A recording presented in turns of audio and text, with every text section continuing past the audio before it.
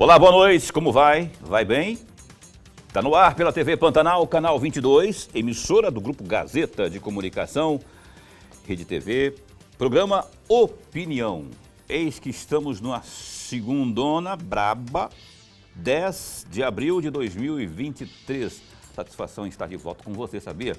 É muito bom estar de volta com você. Eu quero dizer que daqui a 17 dias estaremos completando 3 anos ao vivo aqui no programa Opinião. Dia 27, eu lembro como se fosse hoje.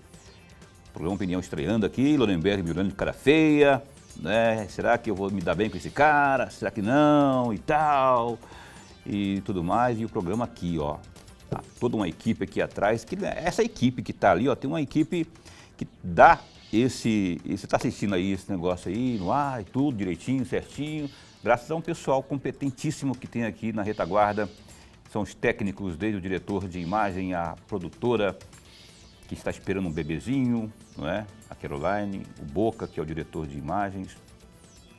Aí tem o operador de áudio, tem o cara da imagem, o cara da técnica, o cara que faz a edição. Hoje é o Rômulo que faz a edição, né? Tem o William, tem o Pedro, tem todo mundo. Tem a moça que manda prender, manda soltar aqui, que é a Juliana, que é do administrativo. Juliana Leal, sabe de quem que era parente, né? Além de tudo, ela é muito competente e está aqui conosco também. Tem a nossa querida Andrea. Vou falar todo mundo aqui, vou esquecer, né? Mas enfim, nossa equipe há 3 anos aqui com Opinião no ar, ao vivo. Ao vivo, hein? Teve pandemia, teve um momento muito triste na nossa, e grave da nossa história. Nós atravessamos, graças a Deus, ao zeloso guardador, estamos aqui. Opinião de hoje tem o Gilberto Catani, deputado estadual, PL. Eu costumo dizer que eu sou flamenguista, que minha segunda pele é o manto rubro-negro, né? Ele é bolsonarista e está com a segunda pele dele, que é essa indumentária, sempre tem aqui lá algo ligado à direita, né? Essa camisa é muito bonita, eu quero uma dela depois. Vou te dar de presente. Você me dá uma? Sério? Eu vou te dar. Olha só. Eu vou aceitar. O Gilberto Catani, deputado, vamos falar aqui de alguns projetos dele, algumas polêmicas na Assembleia, alguns assuntos pertinentes aí. Você é nosso convidado para interagir conosco aqui na entrevista de hoje com o Gilberto Catani. Ao meu amigo Lorenberg Alves, boa noite. Boa noite, Paulo Coelho, um grande abraço, mas um grande abraço mesmo a todos os nossos telespectadores, a razão maior do nosso programa. Verdade. Então, esteja à vontade a você. Isso que ele falou é bem verdade. É você que está acompanhando pelo canal 22 ou pela internet, pelo www.gazetadigital.com.br ou pela página no Facebook da TV Pantanal. Obrigado pelo carinho da companhia, né? Tá aí na tela, 999322529, para você interagir conosco aí, ó. Para você interagir conosco, caso tenha uma pergunta, sugestão aí para o Catani. Deputado, bom tê-lo aqui. Obrigado por ter vindo ao Opinião. Puxando aqui um assunto gravíssimo, muito grave, gravíssimo, que nos deixa de orelha em pé. E eu acho que na Assembleia Legislativa isso não pode deixar passar em branco, porque alguma coisa está fora da ordem na nossa segurança pública. Ontem estavam todos os matogrossenses em suas respectivas casas, quando de repente a gente foi bombardeado por informações vindas lá de Confresa, dando conta de que parecia, o que era aquilo lá? Era uma guerra, parecia guerra. E alguma coisa está acontecendo aí, não sei se vem lá dos comandos criminosos, das facções. E eu gostaria que o senhor fizesse as suas considerações iniciais e também abordasse, a princípio, esse assunto que a Assembleia deve mergulhar, na minha opinião, porque tem uma comissão de segurança, não é? Enfim, boa noite, bom tê-lo aqui.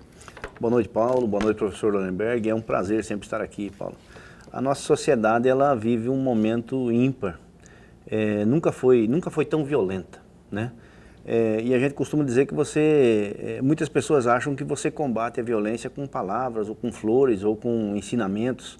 Você veja que essas pessoas, todas elas, estavam muito bem armadas, estavam muito bem equipadas, estavam com equipamentos de proteção, até capacete balístico eles tinham, sabiam exatamente como e onde agir. foram a uma cidade do interior, onde tinha pouco policiamento, se não me engano, se não estiver equivocado, me parece que só tinham 3 efetivos lá, naquela cidade. Eles sabem exatamente o que fazer. A São José do Rio Claro, que é uma cidade vizinha do meu assentamento, já passou por essa situação no passado. Tivemos outras localidades e tivemos também uma ação muito efetiva da Polícia Militar, a quem eu quero parabenizar. Não só da Polícia Militar, mas todas as polícias em si. Mas a militar é a que enfrenta realmente de cara esses vagabundos. Em muitas ações do cangaço no passado, muitos foram, de fato, eliminados pela polícia com todo o nosso apoio, porque é isso que precisa acontecer. Nós precisamos, de fato, mostrar a força policial, o braço forte do Estado em proteção à sociedade como um todo, né? Isso não pode continuar, mas nós temos aí uma boa vontade, pelo menos eu tenho visto isso, do governo do Estado em fazer realmente o enfrentamento.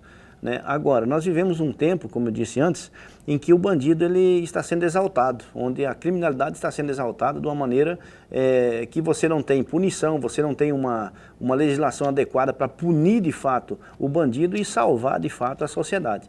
Né? E a impunidade ela corre solta em todos os âmbitos da justiça do nosso país. E isso realmente tem que ser mudado. E como você falou, trazer para dentro da Assembleia Legislativa, dentro do âmbito estadual, o que a Assembleia puder fazer para combater a criminalidade, você pode ter certeza que vai ser feito. Porque assim, vou passar para o Lorenberg aqui, né, para a sua primeira participação em perguntas, só vou fazer um adendo de opinião aqui. Tudo bem que a Polícia Militar agiu de forma rápida e agiu mesmo, a gente tem que dar os parabéns sim para o comandante, para a Polícia Militar, né, que hoje tem um comandante, aí, o Coronel Mendes, à frente. Só que se tivéssemos mais policiais lá, talvez não tivéssemos o ocorrido, não é? Poderia ser outro município, sim, Paulo. Mas se não fosse lá, poderia ser em outro. Mas se tivéssemos policiamento a contento em todos os municípios, não é? Não teríamos essa situação. E outra coisa, a Polícia Civil também, porque a Polícia Militar ela vai no ostensivo, depois que o negócio do leite derramou. Para impedir o leite de derramar, tem a inteligência, embora a PM também tenha a inteligência, mas a PJC tem um trabalho de investigação, para que haja a inteligência para monitorar isso, tentar evitar, pois não? Não, é exatamente isso. E digo mais, além a nossa polícia hoje no estado do Mato Grosso, ela é uma polícia bem equipada. Mas veja você que não está preparada para receber, eu ia falar exatamente o que você já falou, não está preparada preventivamente para as ações que acontecem. Então nós temos uma situação seríssimas aí, que são as questões dos ataques às escolas, né? Você veja Daqui a pouco a gente vai falar sobre isso, inclusive. Que não estão preparados para antecipar o crime, entende? E isso tem que ser feito através da inteligência. Você falou o que eu ia falar. Tá. Desculpa aí, eu vivo roubando as palavras dos outros aqui. O Lorenberg, de vez em quando também, ele vai falar alguma coisa, eu já adianto, para evitar que ele fale muito aqui, porque às vezes ele fala mentira, não fala, Lorenberg. Seja bem à vontade. Eu brinco com o Lorenberg para a gente não brigar, porque se ele brigar comigo eu vou ficar muito chateado. E 3 anos sem brigar, nem casais de casados, né? A gente está aqui 3 anos sem brigar. Vamos ficar mais 3, né, Lorenberg? Põe 3, vai os 3. Vai os 3, por favor. Deputado, antes de mais nada, registrar a nossa alegria. Mas a alegria mesmo de todos nós aqui, nós ganhamos muito com a sua presença aqui. Obrigado, professor. Se dependesse de nós, nos o convidaríamos sempre. Obrigado, professor. Deputado, ainda por falar em Assembleia, eu tenho aqui, na verdade, um tronco, apenas um mote, apenas uma questão, mas é desdobrado em vários momentos e eu gostaria muito de ouvir o senhor a respeito. Certo. E a primeira delas é exatamente, eu não sei se o senhor leu essa notícia, no Gazeta Digital do dia 7, agora, dia 7 de abril, entre aspas, o Conselho Regional de Enfermagem de Mato Grosso e o Sindicato dos Servidores Públicos da Saúde de Mato Grosso afirmaram ter encontrado diversas irregularidades no Hospital Regional de Sorriso. Foi constatado baixo número de enfermeiros e técnicos em enfermagem. Diante da quantidade de pessoas internadas. Essa não é a primeira vez que a unidade é notificada pelo Conselho Regional de Enfermagem. Já o sindicato encaminhou uma notificação ao hospital, por não cumprir a carga horária contratada e não pagar hora extra ou compensar o excedente trabalhado com base no banco de horas. Fecham aspas. E aí vem a minha pergunta, muito mais provocando a reflexão do senhor e provocar sempre no bom sentido, deputado. O senhor acompanhou essa notícia? Se o senhor não acompanhou, teve deputado que acompanhou, qual é a iniciativa, qual é a cobrança da Assembleia Legislativa? Porque tem um papel de fiscalizador. Qual é o papel da Assembleia Legislativa no que diz respeito à cobrança ao governo do Estado de Mato Grosso? Muito bem, professor. A saúde sempre é um fator importante e um fator, eu sempre falo, de risco de vida, né, para a população. Saúde é tudo. De fato, eu não acompanhei essa situação por um motivo muito simples. O deputado Damiani, que é o Damiani da TV, ele é suplente deputado e ele agora assumiu a cadeira ele é de Sorriso, ele mora em Sorriso e ele está à frente dessa questão de Sorriso como um todo. E eu acho justo que ele esteja, porque é uma pessoa atuante, inclusive a pauta dele para se eleger como deputado foi em cima da saúde, e ele é sim um fiscalizador e está à frente dessa pauta. Então, se eu respondesse ao senhor o que o deputado Gilberto Catani está fazendo, eu estaria aqui só fazendo ilações, né? Porque, na verdade, o deputado Damiani tem toda a legitimidade para agir na cidade dele. Então, o que ele precisar de apoio dentro da Assembleia, com certeza ele terá para que essa situação seja esclarecida. Mas já adianto que as pessoas me perguntam, você é situação ou oposição? Eu sou situação do povo mato-grossense, mas do governo não, porque o parlamentar tem que ser livre, né? No que depender de mim, Gilberto Catani, para fiscalizar qualquer coisa que o governo do estado faça, ele vai ouvir um elogio se merecer e vai ouvir uma crítica também se merecer. Né? Então, e nesse caso, baseado na notícia, se ela for real, com certeza receberá toda a nossa crítica em cima do que acontece. Porque não pode acontecer, uma vez que o Estado está operando aqui na capital com a intervenção na saúde justamente por causa de má gestão. Né? Então ele tem que, no mínimo, ser exemplo. Olha só, isso que o Lorenberg essa notícia que o Lorenberg traz aqui, ela é muito importante e o ponto que o Lorenberg puxa é mais importante ainda pelo seguinte, porque para não acontecer aquilo que acontece em Cuiabá. Exato. Que é situação, vamos tapar os olhos, vamos deixar que as coisas aconteçam sem que haja uma fiscalização. Aquele que na minha opinião, inclusive, o principal dever do parlamentar é justamente fiscalizar, não é? E não é porque são base do governo que eles vão tapar os olhos, não é? E o estado com dimensões continentais como Mato Grosso, há problemas sim, senhor, inclusive na área da saúde. Olha, deputado Catani, teve agora aí um anúncio da Secretaria de Saúde, um concurso que deve acontecer na saúde, só que 400 vagas para um estado que está inaugurando aí 4 novos hospitais, 5 novos hospitais. Esses 400 que passarem no concurso não vão sequer suprir o que já está faltando. O que está faltando. Imagina os novos, não é? Ah, Paulo, vamos sofrer com antecedência? Não vai conseguir suprir nem o que tem aqui agora, não é? Ponto. Esse é um detalhe. A questão da ambulancioterapia. A cidade de Cuiabá, goste você ou não do prefeito, e não é este prefeito, os que passaram também, inclusive o próprio Mauro Mendes reclamava da ambulancioterapia, não é? Porque vem gente do estado, e vem mesmo. Vai agora no HMC para você ver a fila de ambulantes, é de Comodoro, é de não sei aonde, é de Ponce da Serra, é de lá de Lucas, é de um monte de lugar. Esses Lucas, Sorriso e Mutum, esses são mais estruturados, né? Mas outros municípios menos estruturados mandam para cá. E aí que eu acho que tem que entrar o papel do deputado, ainda que seja situação, tem que buscar na chincha, buscar providências, porque o povo é um só, o mato-grossense é um só, o estado é um só, não é? Com certeza. Então, Com certeza. O que eu defendo também é mais um desabafo, porque, Paulo, vocês só falam da prefeitura de Cuiabá, só falam, realmente está um troço só aqui em Cuiabá, não tem nem jeito de falar, né? Tão ruim que está. Mas Mato Grosso tem que tomar seus cuidados também. Paulo, e essa questão que você citou, ela é absurda no meu entendimento. Por exemplo, a ambulancioterapia, né? Você veja quantos quilômetros vai dar de Guarantã do norte, por exemplo, até aqui, né? As pessoas vêm numa ambulância para fazer um tratamento, às vezes, de hemodiálise aqui. Eu pergunto para você, por que isso acontece se um equipamento de hemodiálise, às vezes, ficaria com um custo menor? Né, o equipamento, às vezes, tem um custo menor do que o que custa para a prefeitura e para o estado trazer essas pessoas para cá. Às vezes, menor até do que mensalmente, depende de onde vem. Né? Então, é um absurdo. O que está se criando com isso? Está se criando uma indústria.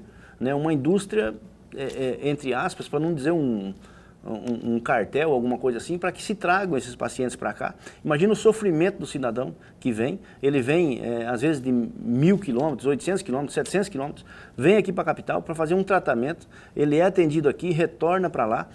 Isso tudo está embutido, Paulo, no aluguel, no fretamento, né, entendeu? Nas casas que vão acolher essas pessoas e tudo mais, se cria uma indústria em cima disso. Exatamente. Entendeu? E com certeza, como eu falei para você, isso para mim é um absurdo. Eu tenho certeza absoluta que os equipamentos que essas pessoas precisam para se tratar nas suas cidades saem mais baratos do que a ambulância terapia. Cara, eu também concordo com o senhor, concordo plenamente, porque de repente, enfim, não sei se essa ou outra medida tem que ser tomada, ou que mande dinheiro aqui e que pague, né?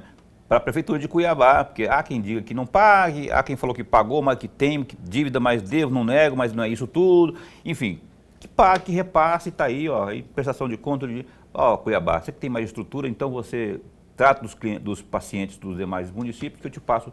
Aí beleza pura, mas se isso for, cada um fizer o seu papel, né? Isso. Professor, a última desse bloco. Deputado, ainda sobre esse mesmo assunto, e mais na legislatura passada, que o senhor participou da legislatura passada, sim, e eu gostaria muito de ouvir um balanço do senhor a respeito do artigo 26, inciso 8º, que fala exatamente na Constituição do Estado de Mato Grosso, do poder de fiscalização, controlar diretamente através de quaisquer um de seus membros ou comissões os atos do Poder Executivo.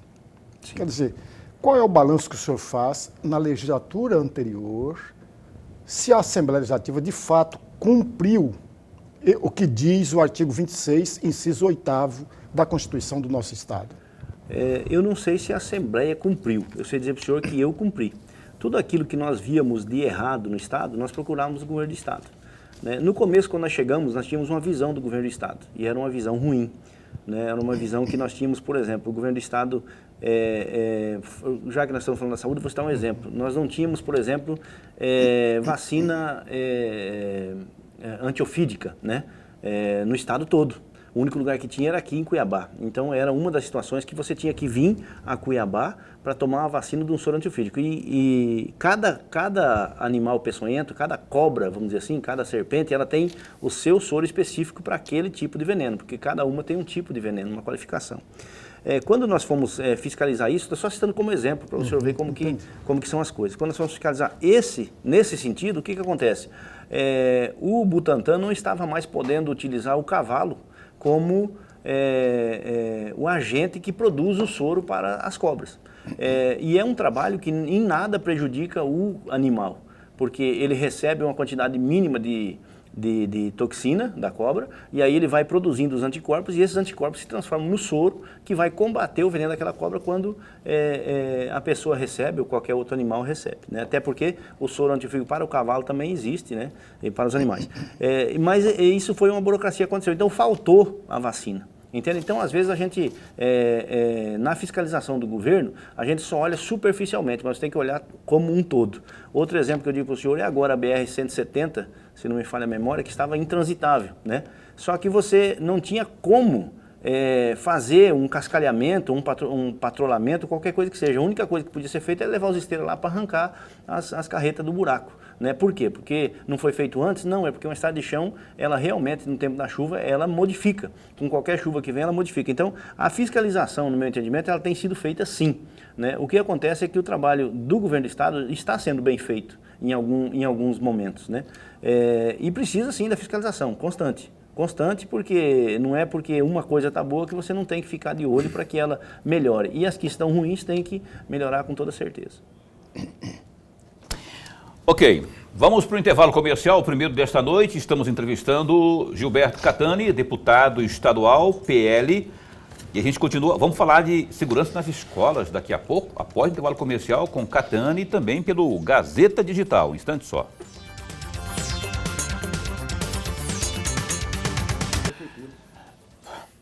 Eis que estamos de volta, você está assistindo ao programa Opinião desta segunda-feira.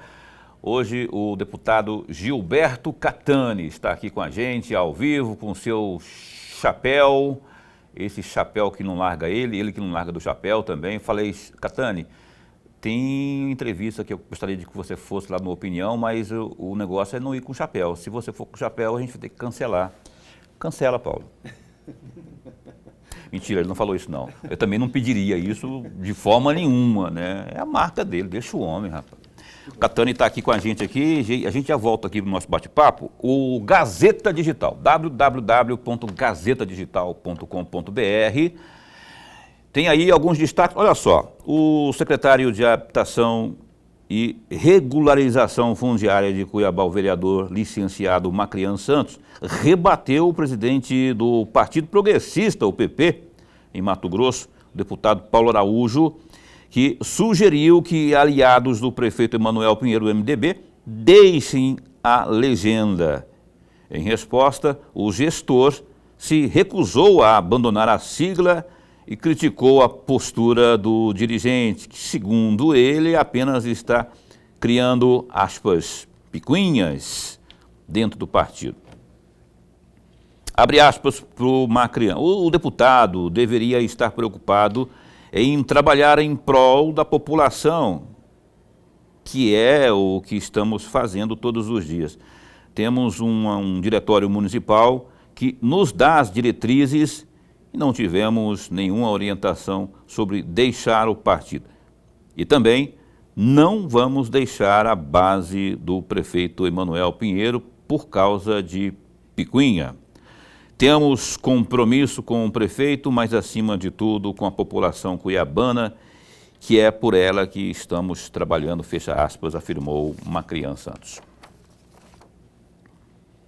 A Polícia Civil disse nesta segunda-feira, dia 10, que está empenhada no esclarecimento e identificação de autores que estão propagando mensagens com ameaças a unidades escolares no estado. As ações integram a Operação Escola Segura, desencadeada na última semana pelo Ministério da Justiça e Segurança Pública, por meio da Secretaria Nacional de Segurança Pública, Senasp, em parceria com os estados.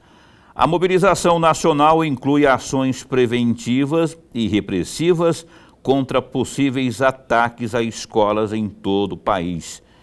Em Mato Grosso, as investigações são coordenadas pela Delegacia Especializada de Repressão a Crimes Informáticos, em apoio às delegacias dos municípios onde houve registros de mensagens contra escolas públicas em redes sociais.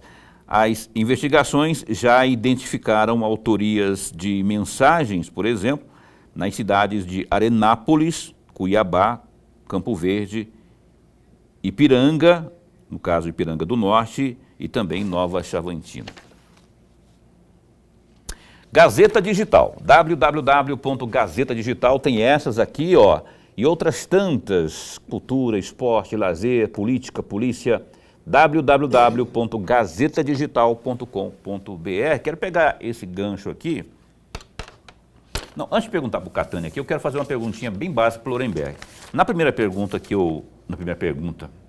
notícia que eu li aqui, Lorenberg, quem está com a razão aí? O diretório regional ou municipal? O presidente do regional diz, ó, vaza do Emanuel ou vaza do partido.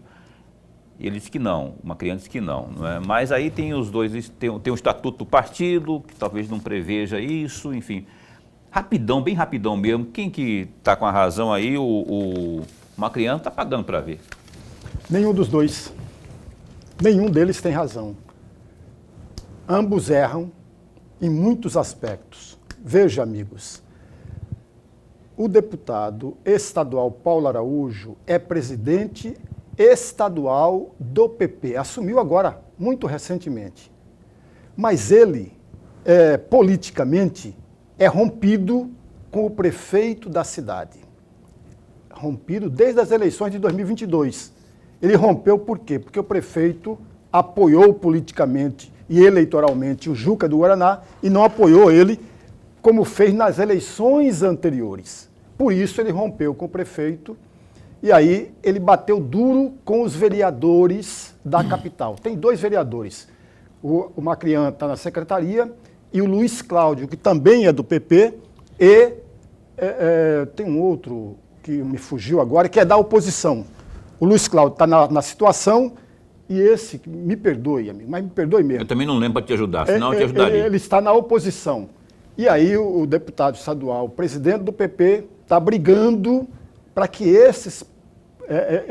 o Luiz Cláudio e o Macrian deixem o partido. Só que tem um problema, amigos, muito simples aí.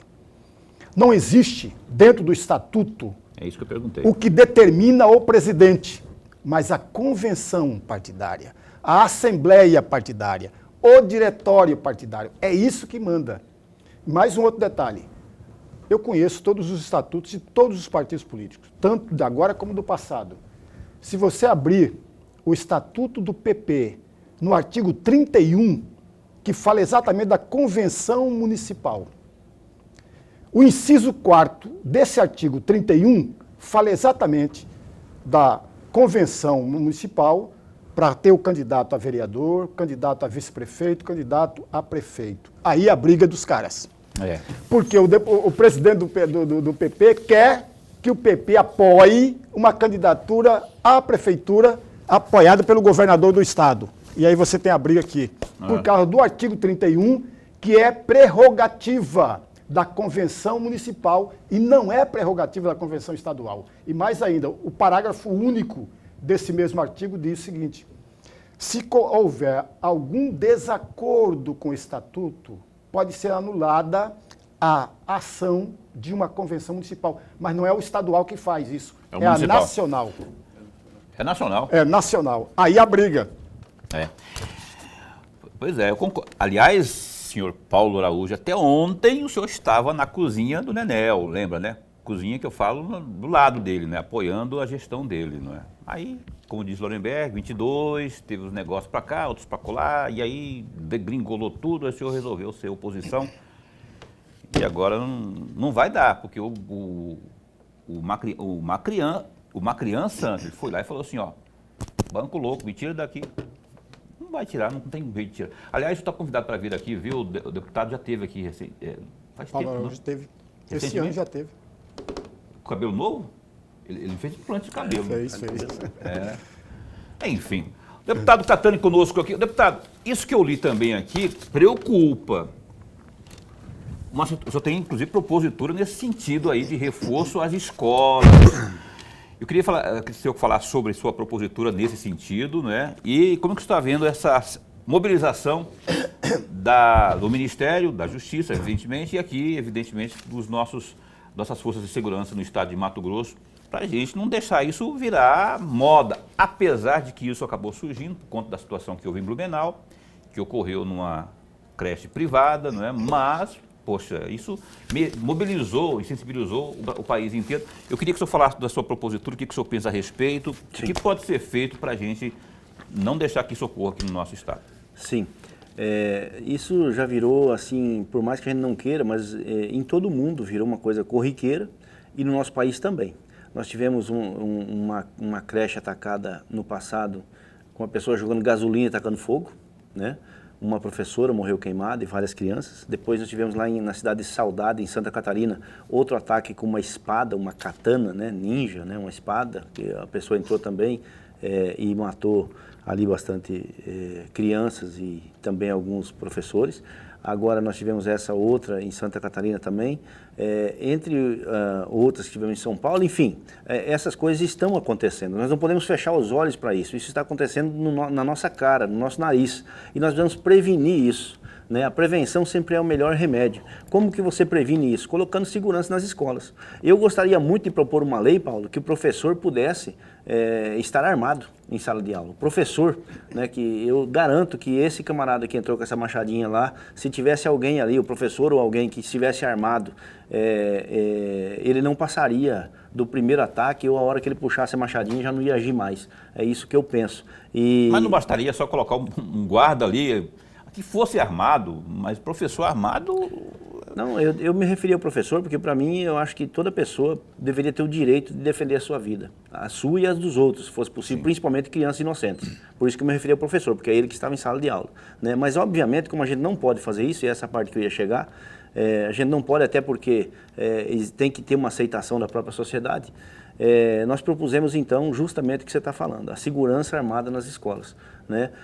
O que é a segurança armada que nós propusemos? Que o policial militar, ele tem que fazer a sua ronda mesmo, que ele escolha fazer essa ronda que coincida com o horário de entrada e de saída das escolas. Em cada bairro, cada setor tem o seu batalhão, cada cidade, até as cidades pequenas do interior, tem o seu batalhão que vão fazer a ronda, então que façam isso no horário da entrada e da saída das escolas para que acompanhe a chegada dos alunos, a chegada das pessoas na escola e que leve também, que tenha lá o detector de metais, que tenha lá as câmeras para filmar as pessoas que circulam por ali e que intimide de fato a bandidagem. Essa é a proposta que nós fizemos na Assembleia e que está em tramitação. E eu creio que essa semana ainda ela deve voltar para a segunda votação. Em primeira ela já foi aprovada, depois teve ali algumas discussões, foi feito alguns substitutivos lá e algumas emendas na lei, mas ela ainda persiste com a mesma natureza que mesmo com os adjetivos que ela teve ali, ela ainda persiste com a mesma naturalidade com que ela foi criada. Ou seja, que tudo isso vai ser possível de ser implantado nas escolas pelo governo do Estado, se assim for aprovado e for sancionado pelo governo. Então, essas questões de ataques aqui, inclusive, você pediu também para falar sobre a Polícia Civil que está agindo, nós vemos ela também... o serviço de inteligência detectando isso em várias escolas. Mas por que está detectando? Porque existem as ameaças. Nós estamos num mês que é o aniversário de um grande ataque que aconteceu, eu nem me lembro aonde aí, mas e aí as pessoas, e que foi inclusive com a machadinha, né? E aí você vem aquela questão em Santa Catarina com a machadinha, uma questão aqui em Cuiabá onde o aluno foi com a machadinha, mas graças a Deus não aconteceu nada. Né? E aí você vê as ameaças nas escolas, né? Uma ameaça num computador, num grupo dos alunos e tal. E essas ameaças não podemos desconsiderar, elas têm que ser reais para nós. Por quê? Porque ali está o nosso maior tesouro. Eu vi inclusive um jargão na internet, onde as pessoas falam assim, o banco está fortemente armado para defender um tesouro, mas é um tesouro pequeno. O nosso maior tesouro está nas escolas e lá não tem armamento nenhum para poder defender, não tem segurança nenhuma para defender o maior tesouro nosso, que são as nossas crianças que estão nas escolas. Então nós precisamos de fato que isso aconteça. Eu apoio esse projeto do senhor aí, porque não tem visto de iniciativa, não está obrigando a gastar. O que muito pode ser feito é um remanejamento das polícias, das rondas. Ah, mas Paulo, tem cidade onde o efetivo é pequeno. Não sei. Aliás, tem um papel também do município, né? Fazer as guardas ali para fazer esse tipo de patrulhamento. Que distribua, que faça as rondas naquele horário de aula constante, mas com constante. Aquela coisa de aqueles guardinhas que saem pitando à noite, madrugada, sabe? Que cuida das casas. Que eles façam isso durante o horário de escola.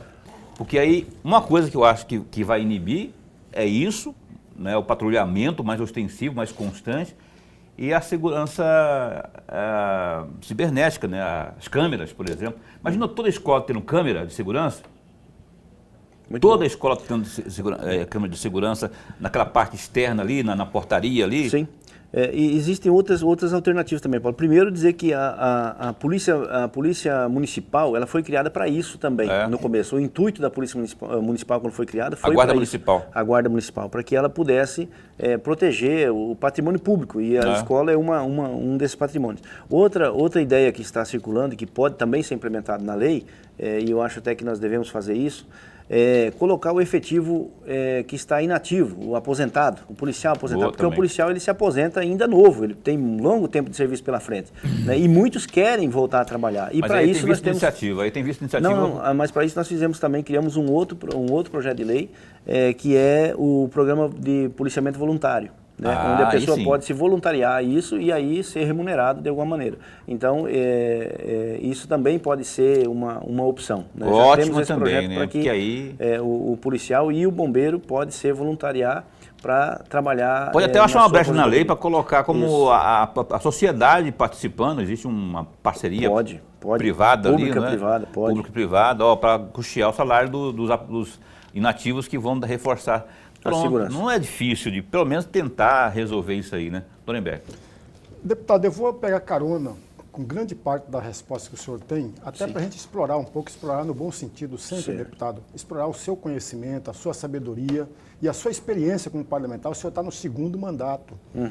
O senhor não acha que o Estado de uma forma geral, o Estado não pecou por demorar demais a começar a agir? Porque, veja, nós temos exemplos, o senhor deu exemplos aí aos montes, que não foram esse ano só, mas foi em 2022, 2021, 2020, 2015, 2018. Sempre nós tivemos essas ações violentas dentro da escola. Agora que passou a ter uma maior visibilidade essa violência. Eu me lembro, por exemplo, de um caso do ano passado, que um aluno foi na escola com o revólver do pai, que era policial, foi lá e atirou em todo mundo. Sim. E matou, inclusive, professor. Então, o senhor não acha que o Estado demorou demais para agir? E ainda que, mesmo agindo, ainda peca em alguns aspectos? Por exemplo, tem as empresas que têm as plataformas, que têm as redes sociais, não poderia cobrar com muito mais veemência essas plataformas, essas empresas, deputado? Não poderia agir aí de uma forma coesa e conjunta, porque nada adianta o governo do Estado, a Assembleia, o governo federal fazer isso se não tem a ajuda das empresas e a ajuda das famílias. Certo. Ou o senhor, eu estou errado, deputado? Não, o senhor está coberto de razão, concordo plenamente com o senhor. Demorou demais. E digo mais para o senhor, não é só culpa do Estado, como a gente fala do Estado do Paiaguás, não. A culpa também é da própria Assembleia. Eu vou dizer para o senhor aqui, nós tivemos um projeto de lei, quando o senhor fala da violência também, a violência, ela obviamente parte também do aluno mal educado, do aluno que chega e quer se sobrepor ao professor e tudo mais. Perdeu-se o respeito pela docência, né, professor? Essa é que é a grande verdade. Quando eu estudava, ainda era naquele tempo que nós tínhamos respeito pelo professor, o professor era uma autoridade na sala de aula. Hoje não, hoje é o contrário, né? Quase que o professor é cativo dos próprios alunos. Porém, essa violência que existe dentro da própria sala de aula, nós propusemos há algum tempo que se colocasse câmeras dentro das salas de aula, para se filmar, né? Foi rejeitado esse projeto, por unanimidade, basicamente, na Assembleia. Somente eu que votei a favor, porque o projeto era meu. Agora apareceu um outro projeto lá, onde se um aluno filmar o professor, veja o senhor, se um aluno em sala de aula filmar o professor fazendo doutrinação, por exemplo, ou qualquer outro tipo de coisa, o aluno, né, que deveria obedecer o professor, que deveria respeitar o professor, e o professor respeitar o aluno da mesma maneira, se o aluno estiver filmando o professor, o aluno é criminalizado. Se ele for de menor, quem vai ser criminalizado é o pai dele. Entendeu? Então ele não pode nem mesmo registrar uma cena dentro da sala de aula, que é onde ele acha que está em desacordo, né? Então, assim, eu concordo com o senhor, acho que o Estado demorou para agir, principalmente nessa parte, porque isso vem acontecendo já em outras localidades do mundo. O senhor citou o caso do revólver, mas não é somente o revólver, né? É a gasolina, é o facão, é a machadinha. Então, assim, para matar uma criança, um monstro que nem aquele, com todo aquele tamanho, é muito fácil de ser feito, né? Então, isso tem que ser evitado. Eu concordo com o senhor, acho que demorou e a gente tem que agir muito rapidamente nessa questão. Intervalo comercial, esse negócio aí, bicho, é o seguinte, que eu penso, né? Só para pincelar em 20 segundos o que eu acho. Aí não adianta chamar o cara de doido, não. O cara chega com a machadinha lá e... Não é doido, não. Não é... Sabe? Mas é louco, vamos dar um tratamento especial para ele, que nem o Adélio lá, né? Vamos dar um tratamento especial para ele, porque ele é louco, ele é 401, 801, né? Que é no Código Penal. 801, ele é meio quarta-feira. Dá uma notinha de R$100 para ver se ele gasta, ver se ele rasga, aliás, gastar ele gasta. Dá uma nota de R$100 ver se ele se rasga. Se ele rasgar, é porque ele é doido. Se ele não rasgar, vai falar, putz, isso aqui dá quantos gramas da branquinha. Rapaz, é assim que funciona. Doido não conheço mais nenhuma, não é? Doido, não. E também tem, seu Flávio Dino, esse negócio de coibir, culpar as redes sociais também, mais um motivo para defender aí a regulamentação da internet. Censura, se eu quer dizer, né? Também eu acho que, é a opinião minha aqui, ó, esse quadrado aqui. Não adianta, não é por aí também, não, é tolher a liberdade. Intervalo comercial, né? Daqui a pouquinho a gente volta com mais Gilberto Catani ao vivo aqui no programa Opinião.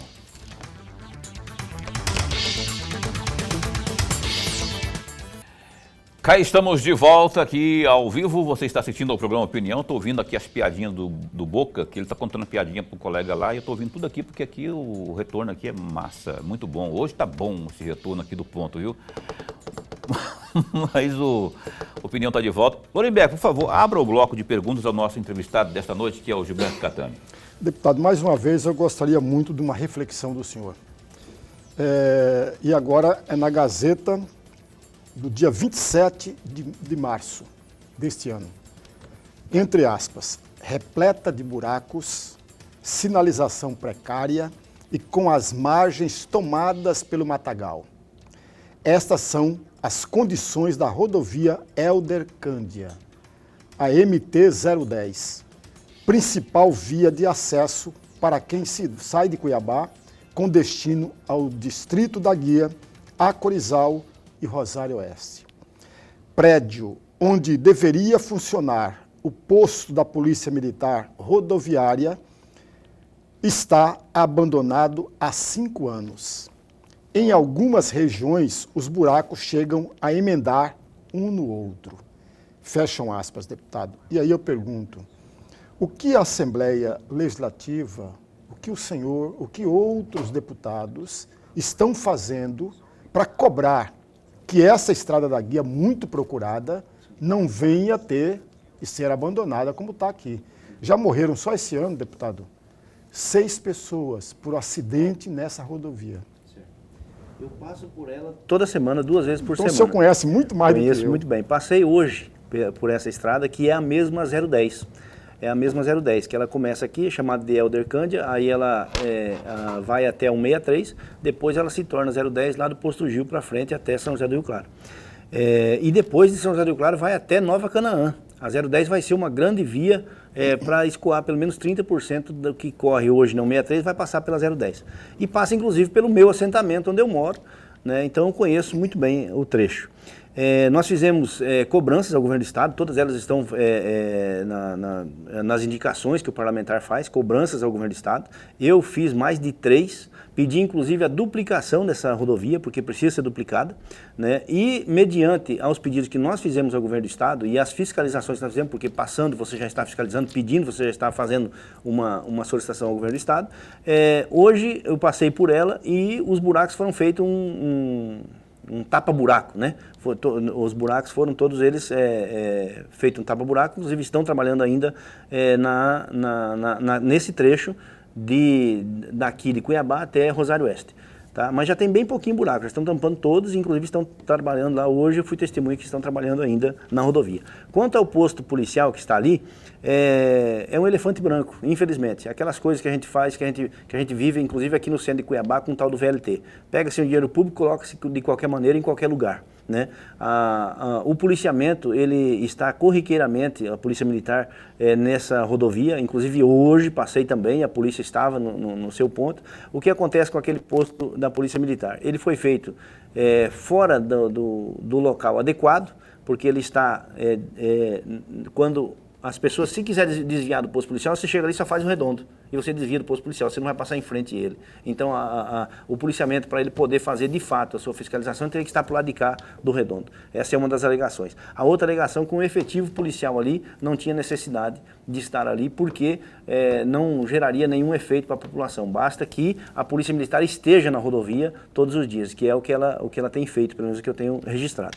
Agora, nessa quarta-feira, nós vamos fazer uma cobrança, por isso que eu falei da estrada como um todo. Nessa quarta-feira, nós vamos fazer uma cobrança de outro trecho, que depois de Diamantino, você chega num lugar chamado Posto Zuli, não sei se o senhor conhece aquela região, e do Posto Zuli até São José do Rio Claro, aí sim, professor, aí está intransitável mesmo, está pior do que estava aqui esse primeiro trecho, chamado de Helder Cândia, que é o trecho que vai até a Estrada da Guia. Então, aquele trecho lá, do Posto Zuli até São José do Rio Claro, até na Libra, na verdade, que é o entroncamento de Mutum e São José, ali está, de fato, intransitável e muito perigoso. Já tinha um carro na estrada hoje, porque caiu no buraco e desviou e rodou lá e estava lá parado na beira da estrada. Marcelo Padeiro tem conhecimento disso? O secretário de Infraestrutura tem conhecimento disso? Com certeza tem conhecimento disso, através, inclusive, das indicações que nós fizemos em plenário. E nessa quarta vamos fazer mais uma sobre esse trecho.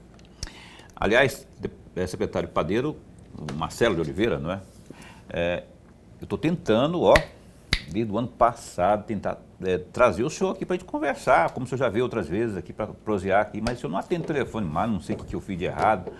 Dinheiro emprestado eu não peguei, né? E se tivesse pego, eu teria pago também, né?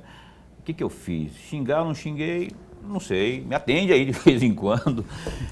Grande Marcelo Padeiro, admirável, ele tem feito um trabalho extraordinário por esse estado aí. Vamos prosear aqui uma opinião, viu? Ô deputado, Catani, eu quero trocar de assunto. Uhum. Tem aumentado demais, rapaz, a violência no campo. O terror no campo voltou. E no primeiro trimestre, para você ter uma ideia do governo atual, do governo Lula, fazendo uma comparação com o primeiro ano do governo Bolsonaro, esse registro de agora, do primeiro trimestre, em termos de invasões, terror no campo propriamente, é superior ao primeiro ano do governo Bolsonaro, para você ter uma ideia, não é? Sim. E não para de crescer. Eu queria que o senhor, aliado a isso, associado a isso, que o senhor falasse também, desse um comentário sobre os saques que tem havido também, né? Sim. Saques, a Macro agora teve uma loja também importante, todas são importantes, né? Grande loja, alvo de saques dos bandidos marginais. Eu queria que o senhor falasse aqui para a gente estar aqui. Mauro Mendes adiantou que já autorizou a Força de Segurança do Estado não tolerar isso, e faz muito bem, mas o que nós não podemos perder de vista, a sua opinião aqui, em termos de segurança? É muito complicado. Veja, nós tínhamos um ministério que não servia para basicamente nada, chamado de Ministério do Desenvolvimento Agrário. Ele foi extinto pelo governo Bolsonaro, foi recriado agora pelo governo Lula e foi entregue justamente para um grupo do MST. Dirigentes do MST estão lá, ou seja, o MST ganhou de fato um ministério dentro do governo Lula, né? Você vê o INCRA hoje loteado também pelo MST. Pessoas ligadas ao MST estão na dirigência, presidência do INCRA e em suas regionais dentro das superintendências do INCRA. Isso nos entristece muito. Quando você fala das invasões, veja, eles têm um calendário para isso. Nós estamos, por exemplo, no Abril Vermelho, né? Isso é em alusão ao tal do massacre dos Carajás, onde um bando de bandoleiros atacaram a polícia militar, que veio fazer a desapropriação de uma área que estava invadida por eles e legitimamente estava ali para fazer a desapropriação, para entregar essa área ao seu proprietário. Tá? E essas pessoas agrediram a polícia ao se defender, abriu fogo com toda, no meu entendimento, com toda a legitimidade, defendendo a sua vida e defendendo a sociedade e cumprindo uma ordem judicial. O tenente-coronel Pantoja, que já faleceu, inclusive agora no ano passado, ele foi condenado a quase 300 anos de prisão porque estava no comando dessa missão. Mas no meu entendimento é um herói, porque as pessoas que ali estavam contra a lei, descumprindo a lei e usando com violência, e vindo para cima do policial com foice, machado, facão que tinha na frente, para tirar a vida dos policiais, e eles se defenderam. Essa onda de saques, essa onda de invasões, essa onda de terror, ela sempre foi espalhada pelo nosso país pelas mesmas figuras que estão de volta, como disse o próprio vice-presidente da República, Geraldo Alckmin, estão de volta à cena do crime. E por isso vão fazer exatamente o que sempre fizeram. Não tem como a gente esperar diferente fazendo as mesmas coisas. Você vai, obviamente, fazendo as mesmas coisas e ter os mesmos resultados. Então, se as mesmas pessoas estão lá, que sempre levaram o terror no campo, elas vão continuar levando o terror no campo. Impossível fazer diferente. E não confunda isso com reforma agrária. Tá? A reforma agrária, o MST é o maior inimigo da reforma agrária. Até eu sempre falo isso e desafio qualquer um. Mostra para mim um assentado do MST. Eu duvido que você consiga mostrar para mim uma pessoa que foi assentada pelo MST, porque ele nunca assentou ninguém, nem pode fazer isso. O máximo que eles podem fazer é exatamente isso que eu relatei, é levar o terror ao campo. Então, eles são o primeiro inimigo da reforma agrária. Haja visto que, na lei da reforma agrária, no seu primeiro artigo, diz que se uma terra estiver invadida, ela não serve para fins de desapropriação, ou seja, não serve para fins de reforma agrária. Por 2 anos. Se tiver reincidência, aí aquela terra está descartada para a reforma agrária. Então, invadir uma propriedade, a própria lei já garante que você nunca vai conseguir fazer reforma agrária por causa que não se faz reforma agrária em terra invadida. Fruto da invasão. Exato. O governo passado, se eu não estiver enganado, entregou aí mais de 400 mil títulos. 450 mil títulos. Para pessoas ligadas à reforma agrária, né? Então, E bora ver como é que o Lula se comporta nesse sentido aí. Pelo jeito, não vai ter isso como prioridade, né? Pelas políticas aí, se me permite, o próprio ministro do MDA, do Ministério do Desenvolvimento Agrário, disse que os títulos que o Bolsonaro entregou para mim, inclusive para nós, para minha classe, eu também recebi o título no governo Bolsonaro, não passa de papel de pão. Foi isso que ele falou. Isso para mim foi que nem me dar um tapa na minha cara. Entendeu? Eu estou lá há 20 anos, há 20 anos que eu estou, há 24 agora, porque eu cheguei lá em 98, né? Então eu sempre tenho 20 na cabeça porque o tempo passa tão rápido, mas já são 24 anos, vai fechando 24 anos que eu estou lá. E nesses 24 anos, agora que eu fui receber meu título de propriedade, coisa que eles tinham que ter me entregado no terceiro ano que eu estivesse lá, segundo a lei da reforma agrária. Demorou 20 anos. E agora o cara vem dizer que é papel de pão. Pergunta para os assentados, pergunta para as pessoas contempladas com os títulos que tiveram finalmente, né? Até que enfim, carta de euforia. Pergunta para elas se elas acham realmente que é papel de pão, né? Porque aliás, 90% mulheres, tem esse detalhe ainda, que desses 450 mil aí que receberam o título definitivo. Professor Lorenberg. Deputado, mais uma vez, eu vou pedir uma reflexão de novo para o senhor. Sim, senhor. E sobre a estrada. Certo. De acordo com a pesquisa do CNT, no dia 9 de novembro do ano que passou, e foi publicada essa matéria no dia 10/11 da Gazeta Digital, o Mato Grosso é o 6º estado com pior avaliação geral de rodovias estaduais. Aqui envolve estaduais e federais. Eu vou dar só os dados para agilizar ainda mais.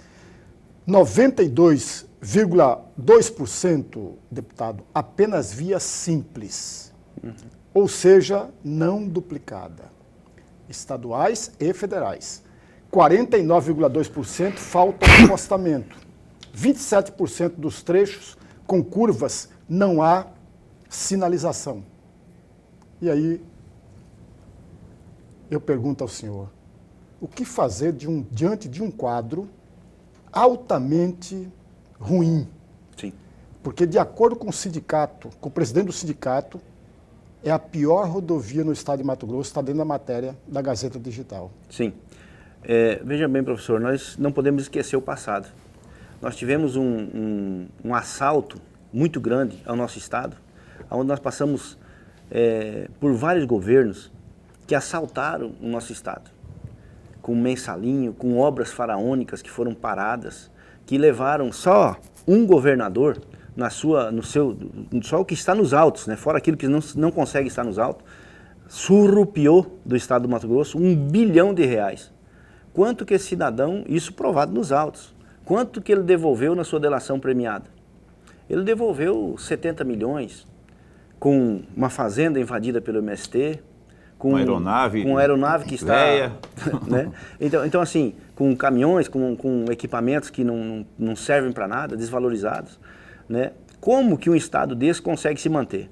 Em paralelo a isso, você compara isso com um estado que é continental. Nós somos maior do que muitos países do mundo. Nós somos um estado muito produtivo e muito grande, mas com a sua malha viária toda ela crua. E as rodovias principais, como é o caso da 163, ainda assim foram entregues para empresas que só serviram de escândalo de corrupção no nosso país, junto com os governos passados que estavam aí. Agora, vamos cobrar do governo Mauro Mendes o quê? O conserto disso tudo. Tem que ser consertado. Agora, você não consegue, também nós temos que convir, que você não consegue consertar tanta cagada em tanto tempo em apenas 4 anos. Né? Nós temos que realmente ver o que está sendo feito. E o que está sendo feito? Como eu disse antes, nós temos aí vários canteiros de obras espalhados por todo o estado. E são grandes obras que estão sendo feitas. As pontes, por exemplo, estão sendo todas elas trocadas por ponte de concreto. Nós temos muitas obras, mas eu repito, a fiscalização que nós temos que fazer, ela tem que ser consciente e coerente. Saber que nós tivemos aí, por exemplo, dos 4 anos passados desse governo que aí está, 2 anos foi para poder organizar a casa, porque estavam realmente uma baderna. Não tinha mais pagamento de funcionário, não tinha mais nada, então você tinha que organizar o negócio para daí começar a construir. Eu acredito que nós vamos caminhar para um caminho de melhorar esse quadro aí. Deputado, eu tenho que encerrar o programa aqui. Sim, senhor. Eu vou cronometrar aqui, vou fazer que nem o Antônio Carlos lá da Gazeta lá. Vou cronometrar aqui, negócio de réplica e tréplica, só que aqui não tem réplica nem tréplica. O senhor é presidente da Comissão de Direitos Humanos. Sim, senhor. Algumas classes contestaram por conta de ser da direita, bolsonarista e tudo mais, né? Mas enfim, o senhor está lá e não é à toa que o senhor está lá. O senhor tem seus princípios e tudo mais, defende e tudo mais. Como que o senhor vai tratar aqueles que são contra a sua estada lá, por exemplo, LGBT, por exemplo, que se quer ter um conselho lá? Eu queria que o senhor respondesse em 1 minuto essa resposta. Não, é muito simples, vou tratar como diz a lei. Todos são iguais perante a lei. É simples assim. O que a lei determina, todos são iguais. Nós não podemos beneficiar um grupo em detrimento do outro. Isso é direitos humanos. Os direitos humanos é que todo ser humano tenha o seu direito preservado. Sem nenhum tipo de sem ideologia, sem cercear direito de ninguém, dentro da democracia. Verdadeira democracia é isso, é você respeitar o que está na legislação para cada grupo. E o que está na legislação é que todos são iguais perante a lei. Ok, esse Gilberto Catani conosco aqui mais uma vez. Obrigado por ter vindo, viu? Sentado aqui, esse ex-assentado. Não sou ex, não. Ainda sou assentado da Reforma Agrária. Tenho mais 10 anos para pagar meu título agora. Vou pagar ainda é assentado da Reforma Agrária. Assentado, moro no meu sítio até hoje e vou morar sempre. E que recebeu já o papelzinho lá. Obrigado por ter vindo. Esse espaço continua a posto para bem informar, viu? Eu que agradeço. Obrigado, Paulo. Obrigado, professor. É um prazer estar aqui. Obrigado a todos lá do gabinete também, a Haroldo, a Patrícia e a todos, não é, que deram uma força aqui na pauta conosco. Lorenberg, então, até amanhã. Até amanhã. O juiz da Vara de Execuções Penais, segunda Vara de Execuções Penais aqui de Cuiabá, Geraldo Fidelis, doutor Geraldo Fidelis, de novo aqui, tomara que ele não pegue Covid dessa vez, que ele não traga Covid, que da outra vez ele estava com Covid, que ele veio aqui, ele soube só depois, né?